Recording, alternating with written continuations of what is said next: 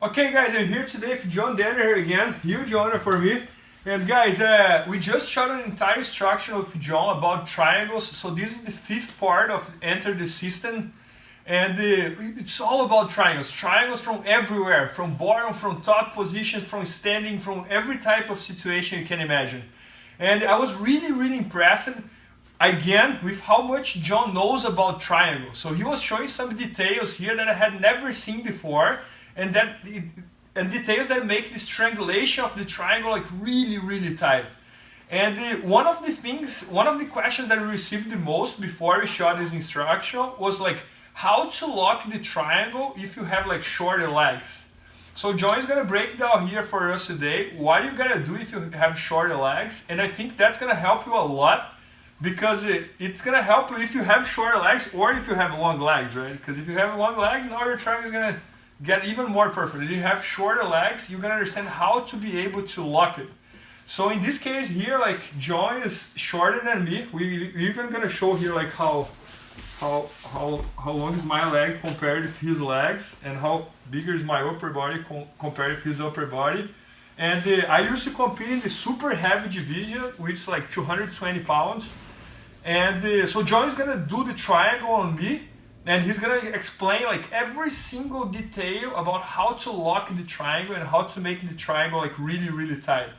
So there you go. I'm very excited to learn again. This is an issue which, as a coach, I have to deal with almost every day. Every day people come up to me and say, listen, I love the triangle, but I just can't do it. My legs are too thick, too short, my opponents are too broad-shouldered. Let's get something straight. There are limits as to what you can do with leg length. Okay, if you are 5 feet nothing and your opponent is 6'4" and his shoulders like Gordon Ryan, it's going to be tough to lock a triangle. Okay, but don't kid yourself. Within the usual parameters of a weight division, or even a weight division above, it is highly likely that you will be able to lock triangles if your body position is correct. Yes, leg length does play a role, but far more important than the length of your legs is the degree of body positioning that you employ to set up and finish the triangle. That's the #1 determinant of whether or not your legs are going to be long enough to get the job done. First, let's understand something about the triangle. Like any stranglehold, it's a grip around, to some degree, your opponent's neck, and in the case of a triangle, an arm as well. Okay. When I go to lock a triangle, I'll just start all with this. There's a certain action, the action of locking a triangle, and you'll see there's a space through which the triangle employs the strangulation. That space can be bigger or smaller depending upon how tight the triangle is and how close my knees are to my chest. Okay? So there are two ways in which the diameter of your triangle can diminish or expand. One has to do with your legs going down, and one has to do with your knees coming in. Okay? The amount of space in a tight triangle is actually quite limited. It's usually the circumference is not much more than your forearm.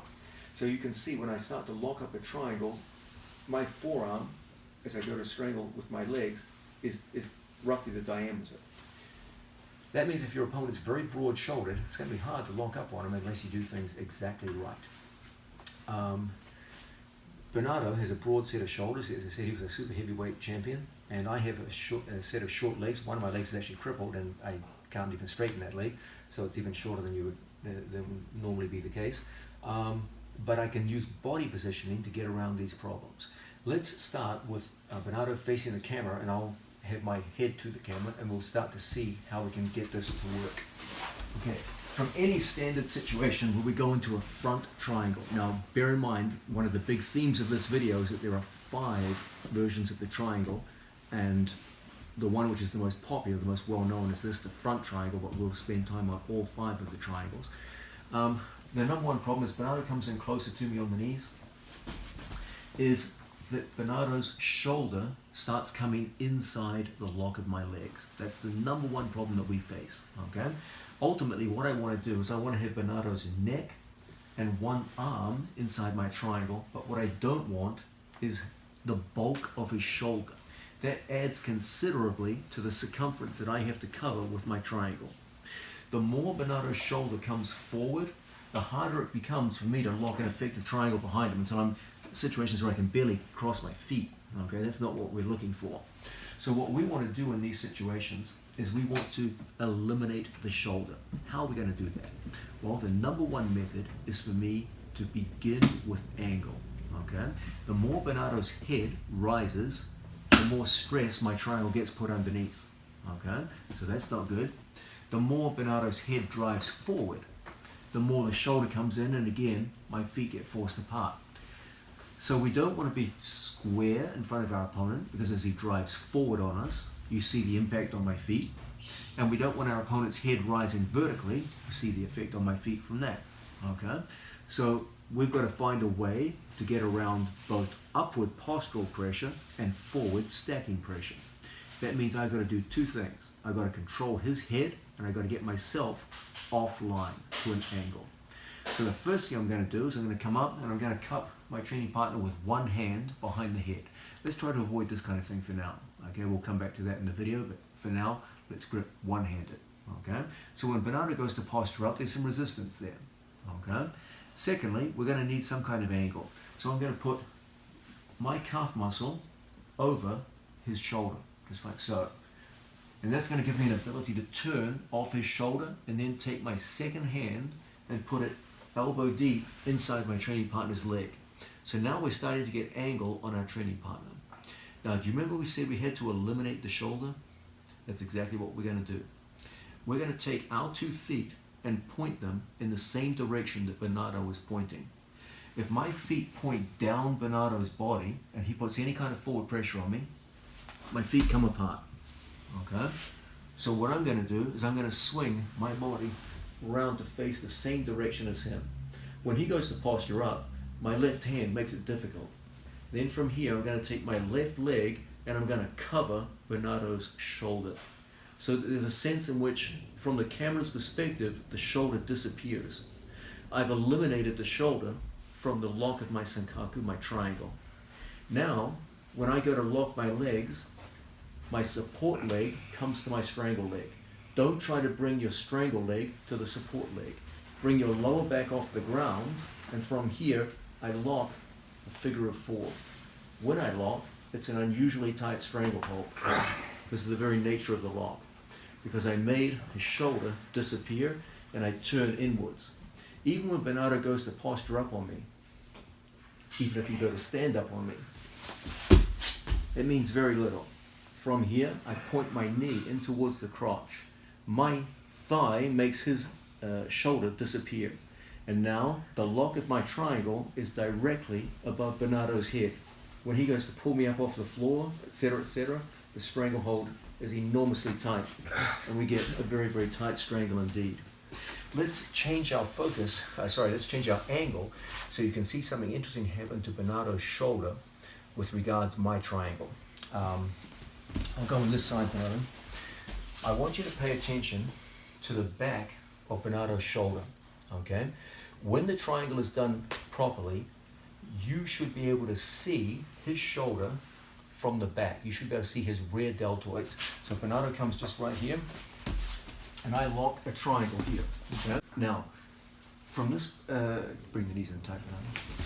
From here, I don't want his shoulder inside the lock of my triangle. We want to eliminate it as much as possible. Okay?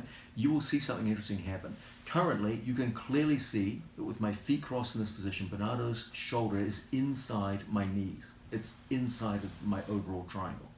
But when I start finding myself going to an angle on Bernardo, you will see that as my knee comes forward, it goes past his shoulder. As he goes to posture up, rising with the hips. From here, I turn, and now the camera clearly reveals that his shoulder is outside of the lock of my triangle. The only thing inside my triangle is Bernardo's head and one arm. And as a result, when I lock the figure of 4, you can clearly see his shoulder is outside my triangle. If my legs were in here, I have a very hard time locking my triangle. His shoulder is still inside my lock. I need to take his shoulder outside my lock. this forms a perfect wedge. So that when I go in and lock the figure of 4, it forms an enormously tight strangulation. And even though I'm quite a bit smaller than Bernardo, I have no problems locking up a tight figure of 4. In fact, it's an unusually tight figure of 4. It's a much tighter strangle than most because of that simple change in angulation. We're always trying to eliminate the shoulder from the lock of our triangle. You want to create situations where only your opponent's neck and one arm are inside the triangle. The moment you incorporate the width of the shoulders as well, that's when short-legged people run into problems. Done properly, even a short-legged athlete like myself can lock a tight triangle on a broad-shouldered heavyweight in the fashion we just saw. So guys, it's unbelievable when John was doing how much angle he changed, right? Because most of the time when you see people doing triangles, they kind of stay flat and like 180 degrees against the opponent, right? So when John was doing here, he was going like 90 degrees or even more than that. He was changing the angle so much that I was feeling like his leg going against the top of my neck here. So then the choke was really tight. So just one more time, John. What I want to avoid is situations where we're completely square on to our opponent. Okay, that does several bad things at once. As Bernardo pressures in and brings his knees closer and closer to me, you see I get put under severe pressure. As he drives his head to my head, drives his head in towards my head, it completely brings my triangle apart. Okay, so what we're always looking to do is to find angle. I'm going to need to control posture and find angle. Posture is controlled through the single collar here, and when his hips start to rise and he starts driving into me, you'll see that I hook inside my training partner's leg. Now, when I turn, it's like a tourniquet is being placed around my training partner's neck. I take my strangle leg, my right leg, and I point the knee inwards towards the crotch. This immediately creates a much tighter strangulation. I put a strong wedge behind my training partner's neck with this knee.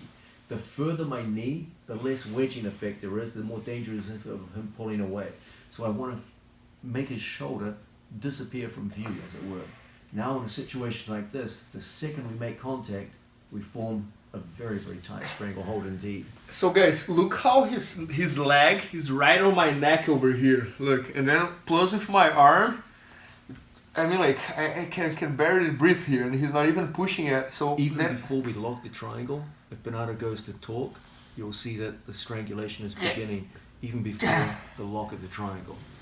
Yeah, so guys, it's amazing like how well positioned he gets to put his legs to make this triangle like super locked. So I think like even if you have shorter legs, this is gonna work really well for you because you're gonna change the angle so much that you're gonna be able to lock the triangle, even if your opponent's bigger than you. And guys, John is the best set instructor at BJJ Fanatics. And this is the 5th part of his Enter the System, and the first 4 was amazing, and we're gonna launch this one very soon as well, so I hope now nobody has problems with triangles anymore. Thanks so much, John. Thank you. BJJFanatics.com. Use the promo code YouTubeFaria to get 10% off any instructional video. Improve your jiu-jitsu faster.